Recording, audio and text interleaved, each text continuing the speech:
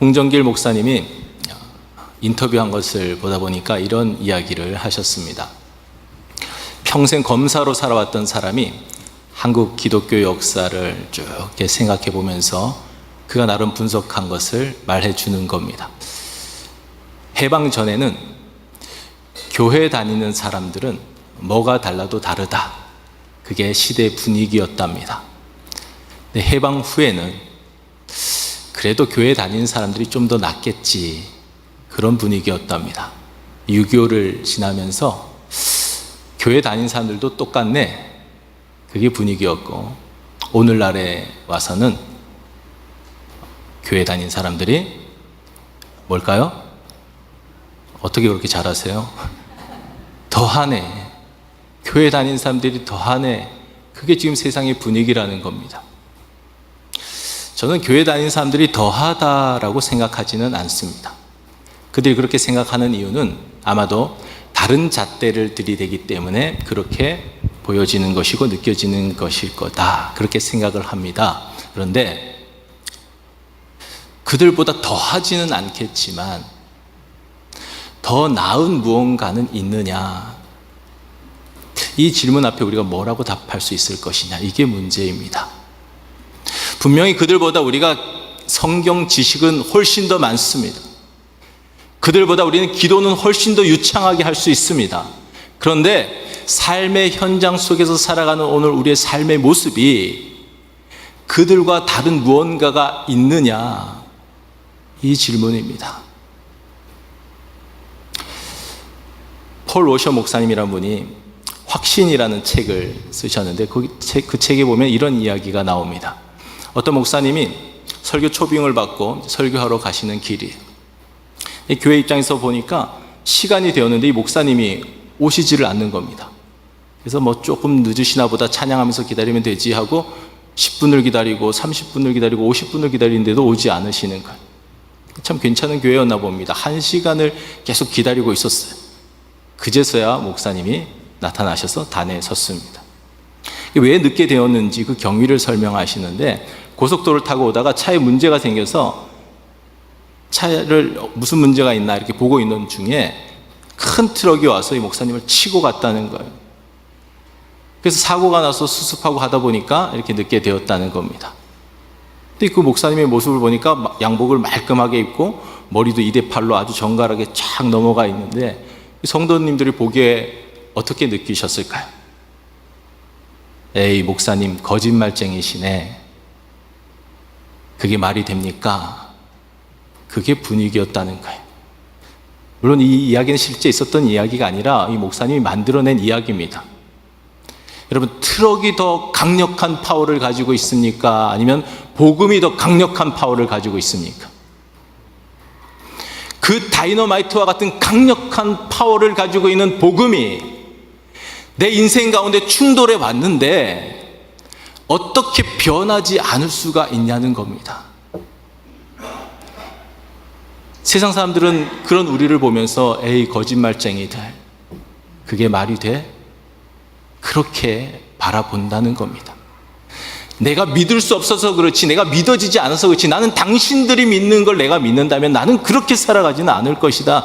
그게 세상 사람들의 교회를 향한 비판이에요. 그럼 복음이 무엇입니까? 복음에 대해서 여러분 다 이미 잘 알고 있을 것입니다. 그래도 우리는 계속해서 다시 되새겨볼 필요가 있습니다. 복음을 한마디로 짧게 말씀드리면 하나님의 아들에 관한 이야기, 그게 복음이에요. 오늘 로마서 1장 2절 말씀 같이 읽어보겠습니다. 1장 2절 시작. 이 복음은 하나님이 선지자들을 통하여 그의 아들에 관하여 성경에 미리 약속하신 것이라. 복음이 뭐라고요? 하나님의 아들에 관한 이야기. 인간들이 죄로 말미암아 타락했습니다. 그래서 죄악의 물살에 떠내려가는 거예요. 이 인간이 자기의 머리채를 잡고 자기 스스로 끌어올려서 나올 수가 없는 존재가 되어버렸습니다. 근데 하나님께서 하나님의 형상대로 지으신 인간이 그렇게 죄악의 물살에 떠내려가면서 멸망으로 치닫고 있는 것을 그냥 내버려 두실 수가 없으셨던 거예요. 그래서 그 영혼들을 살리시기 위하여 하나밖에 없으신 독생자 예수 그리스도를 이 땅에 보내신 겁니다. 예수님께서 순종해서 오셔서 우리를 대신해서 십자가에서 모진 수모를 당하시고 우리를 대신하여 죽으신 거예요. 머리에 가시관으로 씌워지시고 허리에 창으로 찔리시고 녹슨 3개의 못으로 양손과 발에 박히신 겁니다. 죄의 싹은 사망이라 우리가 그렇게 비참하게 죽었어야 할 존재인데 죄 없으신 예수님께서 스스로 죄인임을 자처하시면서 죄인들이 당해야 할 고통을 십자가에서 나 대신, 여러분 대신 죽으셨다라는 것입니다. 여러분 이것을 믿습니까? 이것을 아느냐고 묻는 게 아니에요. 이 내용을 여러분이 알고 말할 수 있느냐를 얘기하는 게 아니고 믿냐고요. 여러분을 위해서 그 일을 행하셨다는 걸 믿느냐고요. 믿는다는 것은요, 나는 죽고 예수로 사는 게 그게 믿는 거예요. 머리로 아는 게 믿는 게 아니라 실제적으로 나는 죽고 내 안에서 예수님이 사시는 게 믿는 거라고. 또 그 얘기입니까? 예, 또 그 얘기예요. 이게 진짜 복음이거든요. 이게 진짜 믿는 거거든요. 한번 과거에 내가 죽은 적이 있습니다. 내가 십자가에 못 박혔다고 고백했던 적이 있습니다. 그게 끝이 아니고 또다시 되살아나 있는 나의 이 못된 자아가 발견되어질 때마다 소스라치게 놀라면서 이 못된 자를 십자가 앞으로 끌고 가서 그 앞에서 울며 회개하면서 그 발을 부둥켜 하고 예수님의 발을 부둥켜 하고 내 자아가 또 되살아나 있습니다. 내가 또다시 못 박습니다. 나는 죽습니다. 주님 내 안에 사셔서 나를 통하여 역사하시옵소서. 그게 믿는 거라고요.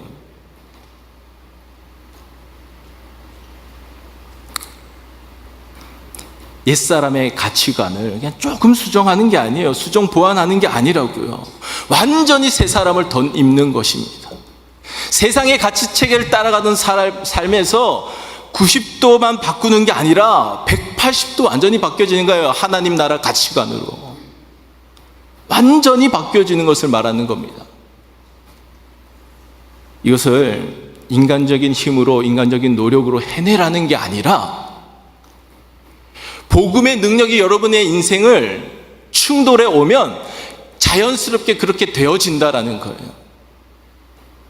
여러분의 삶이 변화된 모습으로 삶 속에서 나타나지 않는다면 여러분 복음을 아직 모르는 사람인 겁니다. 복음을 믿지 않는 겁니다. 머리로 아는 게 믿는 게 아니라 마음으로 믿는 것. 그래서 실제적으로 삶의 변화가 나타나는 것, 그게 믿는 거라고요. 제가 지난주에 설교하면서 사형리가 오늘날의 면죄부가 되고 있습니다, 이런 표현을 했어요. 여러분 그 설교를 앞뒤를 잘 들으시면서 포인트를 잘 잡으셔야지 제가 사형리가 문제가 있는 것이다 라고 얘기한 게 아니에요. 사형리는 아주 복음을 핵심을 잘 정리해 놓은 소책자입니다. 제가 지적했던 것은 사형리가 문제가 있다는 게 아니라 사형리를 받아들이는 인간들의 얄팍함을 지적했던 겁니다. 그래서 천국은 가야 되겠으니까 그냥 복음을 속죄 교리 정도로만 생각을 하는 거예요. 자, 사형리 따라하세요. 아멘 아멘 하면서 잘 따라갑니다. 자, 이제 영접 기도하세요. 영접 기도했습니다. 난 이제 천국행 티켓을 땄습니다. 그게 신앙이 아니라고요. 그게 믿는 게 아니라고요. 이런 사람은 마치 이와 같은 거예요. 복음이라고 하는 책이, 두꺼운 책이 있어요. 근데 펴보니까 머릿말이 괜찮아요, 재밌어요. 그리고 나서 그걸 그냥 생각하고 그냥 책을 덮어버린 사람이에요. 그 안에 무궁무진한 너무나 재밌는 흥미진진한 이야기가 너무나 많은데 저자 서문만 읽고 그냥 내팽개쳐 버린 사람이라고요. 복음의 진수를, 복음의 참맛을 모른 채 복음을 내팽개쳐 놓고 자기 멋대로 살아가는 거예요. 그러면서 자기는 예수 믿는다고 착각하는 거예요. 이런 복음을 그저 천국 가게 해주는 속죄 교리 정도로만 생각하면 안 됩니다. 복음은 그 정도로의 능력이 있는 게 아니라 복음은 오늘 우리를 삶의 현장 속에서 복음으로 살게 해주는 엄청난 능력이 담겨져 있는 거예요. 여러분, 이 세상이 그저 천국 갈 사람, 지옥 갈 사람 가려내는 분별의 장이 아니라고요. 여러분에게 복음이 들어가게 해서 복음을 믿게 해서 복음을 삶의 현장 가운데서 살아가게 하신다니까요. 여러분, 그 맛을 보셔야 돼요. 복음으로 산다는 게 뭔지, 복음을 누린다는 게 뭔지, 그걸 여러분들이 경험하셔야 된다는 겁니다. 그런 의미에서 천국 간 건 다행이지만 천국 간 사람 중에서 가장 불행한 사람이 구원받은 한편 강도라는 겁니다. 천국 간 건 너무나 다행스러운 일인데 그 사람은 이 세상 속에서 복음으로 살아간다는 게 뭔지, 복음을 누린다는 것이 뭔지, 복음에 참여한다는 것이 뭔지 전혀 모르고 산 사람이에요. 근데 그게 마치 오늘날 많은 사람들의 로망이 되고 있어요. 평생 제멋대로 살다가 마지막 죽는 순간에 예수님 잘 영접해서 천국 가는 것. 완전히 신앙생활이 뭔지를 모르는 사람들이 생각하는 로망에 불과하다는 겁니다. 16절 말씀 읽어보겠습니다. 시작. 내가 복음을 부끄러워하지 아니하노니 이 복음은 모든 믿는 자에게 구원을 주시는 하나님의 능력이 됨이라. 먼저는 유대인에게요 그리고 헬라인에게로다. 복음에는 어떤 능력이 담겨져 있다고요? 뭘 주신다고요? 구원을 주시는 하나님의 능력이 담겨져 있다는 겁니다.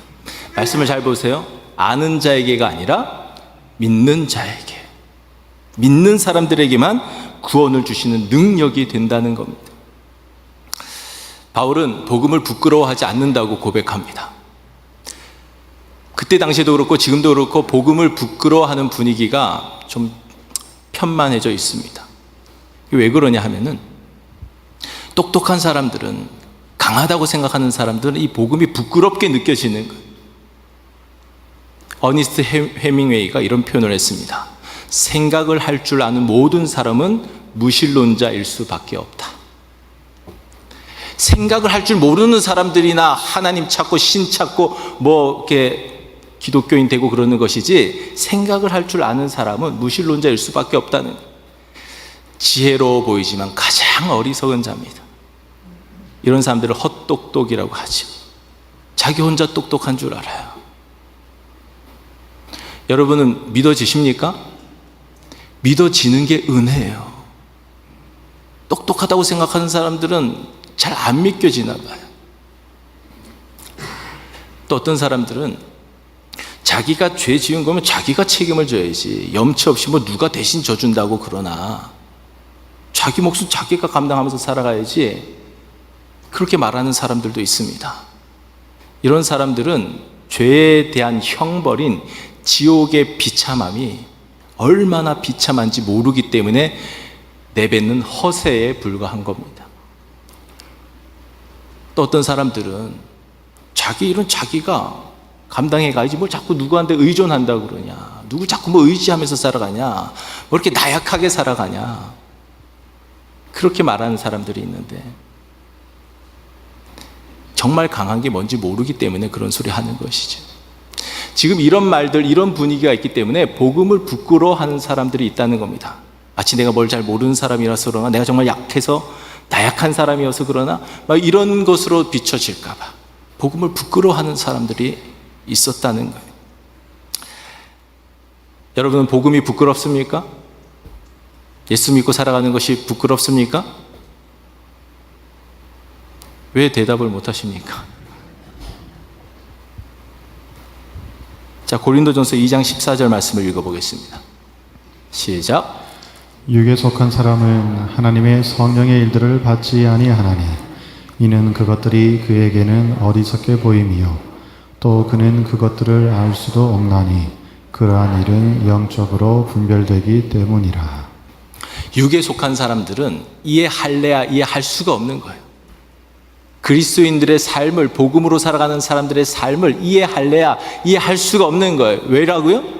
성령이 없기 때문에, 영적 분별력이 없기 때문에 그들은 이해가 안 가는 겁니다. 일주일 동안 힘들게 살다가 뼈 빠지게 고생하면서 살다가 주일 한번 쉴 수 있는 날에도 아침부터 분주하게 깨끗하게 정갈하게 옷 입고 하나님 앞에 예배 드리는 게, 봉사 현장으로 달려가는 게 이해가 되지 않는 거예요. 그 사람들은 성령이 없기 때문에, 영적으로 볼 수 없기 때문에 다 어리석게 보이고 다 미련해 보이고 다 나약하게 보이는 것 뿐이라는 겁니다. 성령이 없기 때문에. 이 시간에 제가 중요한 두 가지 질문을 하겠습니다. 이 질문에 대해서는 여러분이 예, 아니오로 대답해 주시길 바랍니다. 아멘이 참 좋은데 가끔은 애매모호할 때 그냥 아멘 하고 넘어가는 경향이 교회 안에 있어요. 확실하게 대답하셔야 됩니다. 예수님께서 여러분을 위하여 죽으셨고 여러분을 위하여 다시 살아나신 여러분의 그리스도시라는 것을 믿습니까? 그 아들 예수님을 보내신 분이 하나님 아버지시고 그 하나님 아버지가 나의 아바 아버지라고 고백되어지십니까? 그렇다면 여러분 안에 성령님이 계시다는 것이 증명되어지는 겁니다. 성경은 분명하게 이렇게 말씀해 주고 있어요. 성령이 아니고서는 예수님을 그리스도라고 시인할 수가 없고 하나님을 향하여 아바 아버지라 할 수 없다고 분명하게 말씀해 주고 있습니다. 그러니까 여러분이 예수님이 나의 그리스도십니다. 하나님이 나의 아버지십니다. 이게 분명하게 고백이 되어진다면 여러분 안에 성령님은 이미 계시다는 거예요. 그렇다면 여러분은 구원의 확신을 가져도 좋다는 겁니다. 설교를 여기서도 끝내도 되는데 그럴 수 없는 이유는 이 구원의 확신이 있는 사람이, 이 복음을 믿는다고 하는 사람이 어떻게 예수 믿기 이전과 예수 믿은 이후가 달라진 것 없이 살아갈 수 있느냐는 겁니다.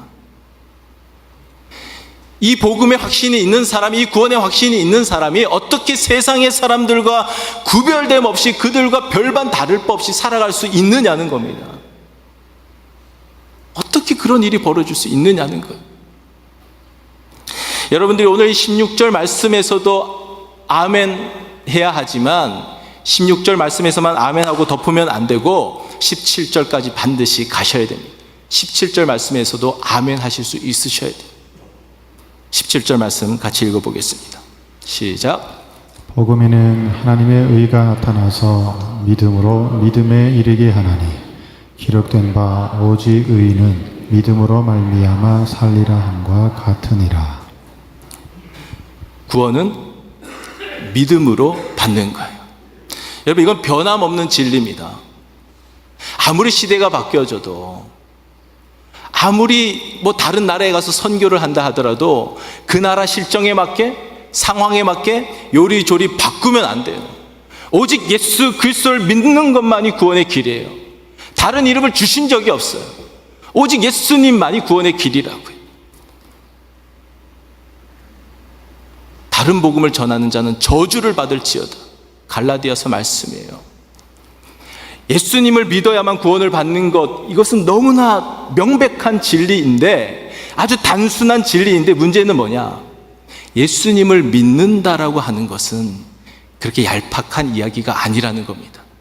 그냥 한두 마디로 딱 끝낼 수 있는 얘기가 아니라는 거예요. 한번 예전에 믿은 적이 있으니까 난 믿는 사람이라고 끝낼 수 있는 게 아니라고요. 그냥 책 덮어버리면 그게 믿는 게 아니라고요. 말씀을 잘 보세요. 믿음으로 믿음에 이르게 하나니. 계속 믿는 거예요. 계속 더 잘 믿어가는 거예요. 점점 더 잘 믿어가는 거예요. 사도 바울의 표현을 보세요. 내가 선한 싸움을 싸우고 달려갈 길을 마치고 믿음을 지켰으니 그제서야 구원의 확신을 이야기해요. 그가 믿음을 지켜내기 위하여 평생을 얼마나 고군분투하면서 살아온지 느껴지십니까? 그냥 한번 영접 기도했으니까 나는 믿는 사람이라고요? 그게 진짜 믿음이라고요? 아니라고요. 계속해서 더욱 온전한 믿음을 구축해 가는 거예요. 믿음으로 믿음에 이르러 간다는 겁니다.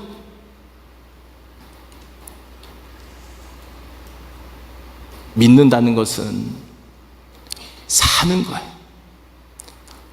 복음으로 사는 거예요. 그게 믿는 거예요. 말씀을 잘 보세요. 오직 의인은 믿음으로 말미암아 살리라. 사라져야 믿음이 있는 거라고요. 사라지지 않으면 믿음이 없는 거라고요. 복음을 이야기할 때 절대 빼놓을 수 없는 핵심 구절이 갈라디아서 2장 20절 말씀입니다. 내가 그리스도와 함께 십자가에 못 박혔나니 그런즉 이제는 내가 사는 것이 아니요 오직 내 안에 그리스도께서 사신 것이라. 이제 내가 육체 가운데 사는 것은 나를 사랑하사 나를 위하여 자기 몸을 버리신 하나님의 아들을 믿는 믿음 안에서 사는 것이라. 거기서도 뭐라고 말씀하십니까? 사는 것이라. 믿음 안에서 사는 것이라. 살아가는 게 그게 믿는 거라고요. 아는 것 따로 믿는 것 따로가 이게 아니고 아는 것과 믿는 것이 하나가 되어서 살아가는 것. 그 사람이 믿는 사람이라는 겁니다.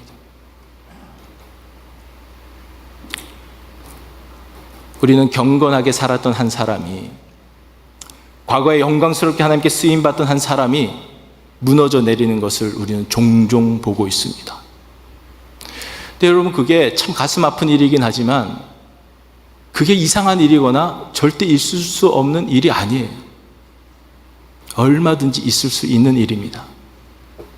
복음으로 사는 삶이 지속적으로 이루어지지 않으면 목사도 여지없는 거예요. 계속해서 삶 속에서 복음으로 사는 삶이 지속되어지지 않으면 그 영혼이 병들어가기 시작하는 거예요. 망가져가기 시작하는 거예요. 무너져 내릴 수밖에 없다는 겁니다. 그 한 사람이 갑자기 획가닥해서 무너지는 게 아니에요. 오랜 시간 그런 메말라간 영혼의 시간이 있어 왔던 겁니다. 요한복음 15장 6절 말씀 읽어보겠습니다. 시작. 사람이 내 안에 거하지 아니하면 가지처럼 밖에 버려져 마르나니 사람들이 그것을 모아다가 불에 던져 사르느니라. 예수님 안에 거한다는 것이 그게 바로 복음으로 살아가는 겁니다. 그게 진짜 믿는 거라고요. 복음으로 살지 못하면 어떻게 된다고요? 메말라 가는 거예요. 그럼 밖에 버려질 수밖에 없는 거예요. 그럼 사람들이 그것을 가져다가 불살라 버린다는 겁니다. 저는 이 말씀을 묵상할 때마다 다 떠오르는 것이 오늘 한국교회 현실이 이와 같은 것이 아닌가. 그러면서 가슴이 저며져 옵니다. 제가 한국교회라 하면 세계에 흩어져 있는 한국교회를 말하는 겁니다. 우리는 다른 교회, 다른 사람 이야기 할 것 없이 우리 교회, 우리 자신을 보아야 합니다.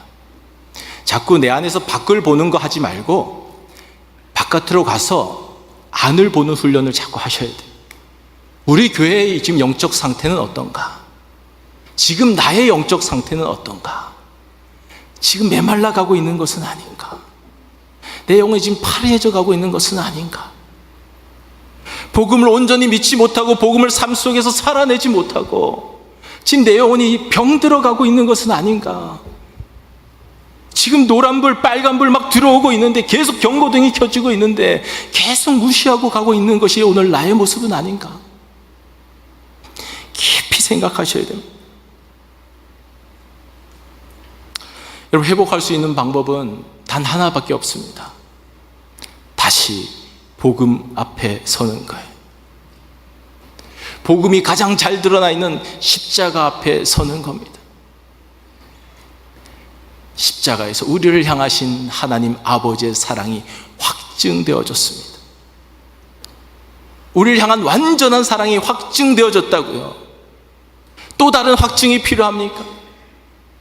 어떤 확증이 보여져야, 얼마나 더 강력한 증거가 보여져야 여러분이 예수님을 온전히 믿고 온전히 여러분의 구주로 받아들이고 온전히 복음을 살아가는 사람이 될 수가 있는 것입니까? 얼마나 더 큰 증거를 보여주셔야 합니까? 독생자를 주신 건 전부를 주신 거예요. 다 주신 거예요. 그 아들 예수님은 오셔서 물 한 방울 피 한 방울 남기지 않고 다 쏟아 놓으셨어요. 여러분 살리시기 위해서. 뭐가 더 필요합니까?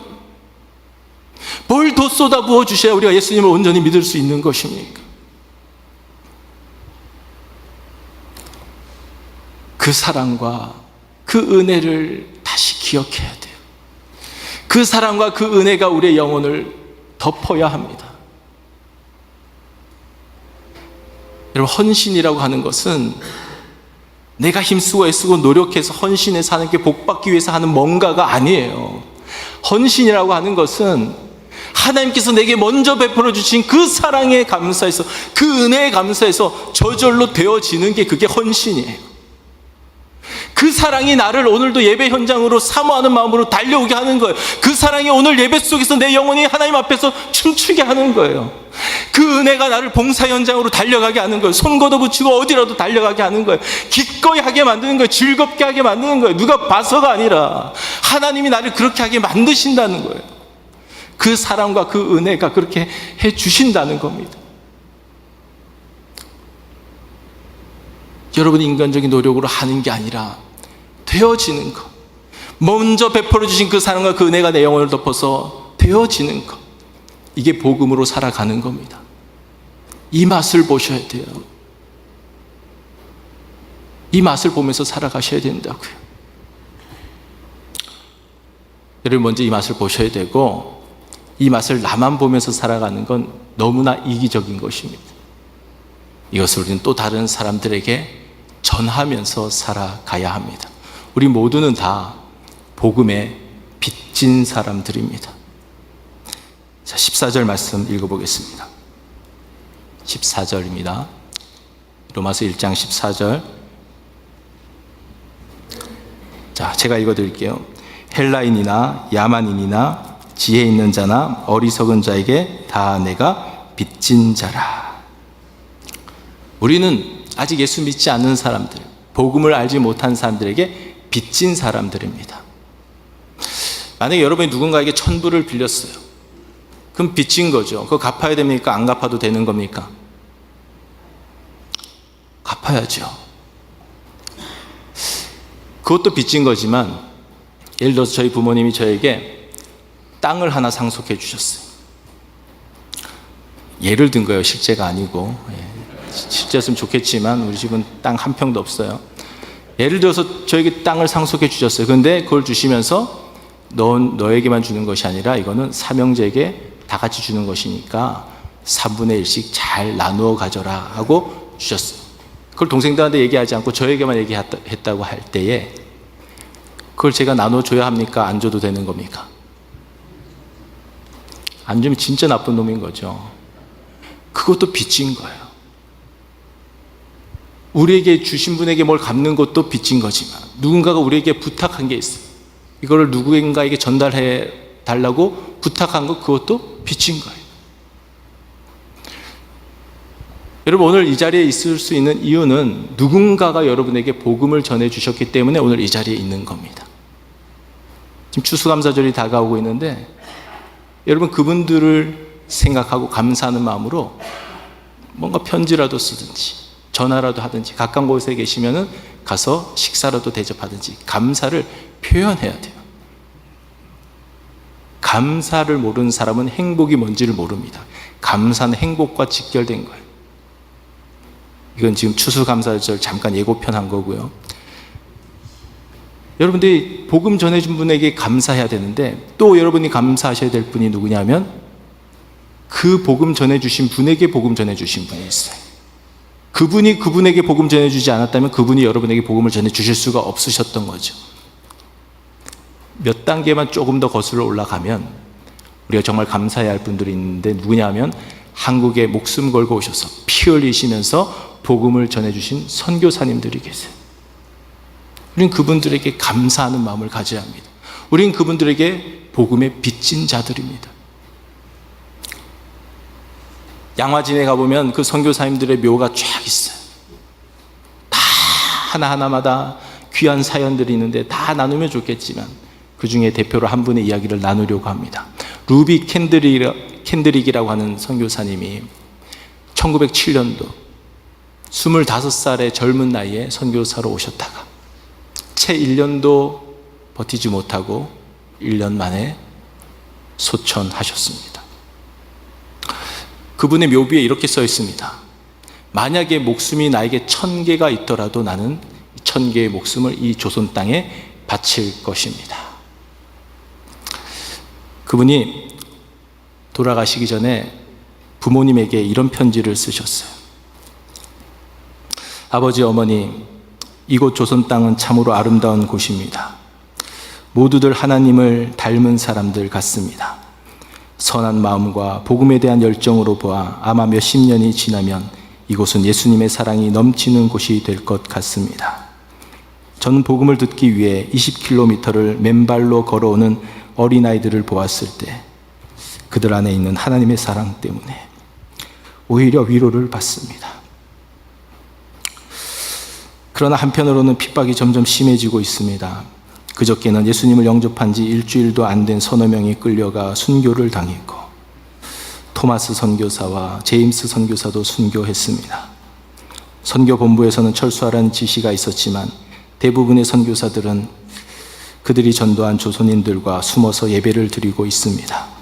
그들은 모두 순교할 작정인가 봅니다. 오늘 밤은 유난히도 고향으로 돌아가고 싶습니다.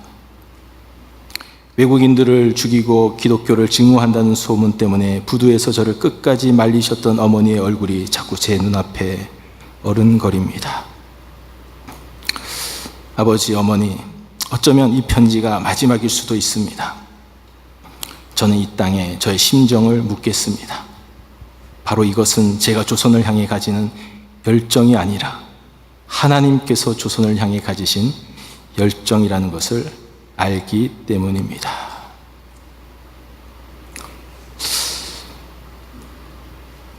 여러분, 우리가 기독교 국가에서 살아간다는 것, 핍박이 없는 시대를 살아가고 있다는 것, 기독교 가정에서 태어나 자라간다는 것, 너무나 위험한 일입니다. 예수님을 믿는다는 것이 뭔지도 모른 채 평생을 믿는 것으로 착각하면서 껍데기 신앙인으로 살아갈 가능성이 너무나 크기 때문에 그렇습니다. 켄드릭 선교사님의 예상대로 조선 땅은 그리스도의 사랑으로 넘쳐나는 곳이 되었습니다. 그 사랑이 넘치고 흐르고 흘러서 그 안에만 머물 수가 없어서 온 세계에 복음의 빚진 마음을 가진 선교사님들이 파송되었습니다. 선교사 파송 국가 2위가 되었어요. 미국에 이어서 한국이 2위입니다. 인구 대비로 따지면 압도적으로 한국이 가장 많은 사람들을 선교사로 파송시켰어요. 전 세계에 없는 곳이 없을 정도로 다 나가 있어요. 그 이유가 뭐겠습니까? 복음의 빚진 마음 때문에 그런 거예요. 우리 영광선교회 우리 가장 어르신들이 선교 현장으로 떠나신다고 지금 기도로 준비하고 있습니다. 그분들과 이야기를 해보면 어쩌면 하나님께서 내게 주신 이 마지막 축복의 기회인데 그걸 놓칠 수가 없어서 가시겠다는 거예요. 건강 상태가 좋은 게 아닙니다. 그런데 하나님 앞에 설 때 조금이라도 덜 부끄럽기 위해서, 이 복음에 빚진 것을 조금이라도 갚고 가기 위해서 마지막 힘을 내어서 가신다는 거예요. 여러분, 꼭 선교지로 가야만 여러분이 선교할 수 있는 거 아니에요. 우리의 삶의 현장이 선교지입니다. 하나님이 여러분에게 원하시는 것은 여러분이 서 있는 곳이 땅끝임을 기억하고 그곳에서 복음을 사는 사람이 되어서 이 어두운 시대 속에서 하나님의 영광의 빛을 밝히 비추면서 살아가므로 복음을 영화롭게 하고 복음으로 살아가는 사람이 이 세상을 승리하면서 살아간다는 것을 여러분의 삶으로 나타내 보이기를 하나님은 원하시는 거예요. 여러분의 힘을 할 수 없다는 것을 알기 때문에 계속해서 성령의 충만함을 쏟아 부어주시면서 여러분을 통해서 이루시고자 하는 하나님의 원대한 계획이 바로 그것이라는 겁니다. 말씀을 맺겠습니다. 여러분 다 복음에 빚진 마음을 가지시고 머리로만 아는 복음이 아니라 그걸 정말 마음으로 믿으셔서 삶의 현장 가운데 삶으로 복음을 선포하는 인생들 되시길 간절히 바랍니다. 더 나아가 복음을 부끄러워하지 않는 사람들 다 되셔서 복음을 자랑스럽게 여기는 사람들 다 되셔서 하나님께서 여러분에게 영혼을 붙여주실 때에 복음 부끄러워하지 말고 쭈뼛쭈뼛하지 말고 여러분의 입술로 담대하게 복음을 선포할 수 있는 사람들 되셔서 오늘 이 라이프 크릭 교회가 초대교회와 같이 구원 얻는 숫자가 날로 더해지는 축복의 역사가 생생하게 펼쳐지게 되기를 주의 이름으로 간절히 축원합니다.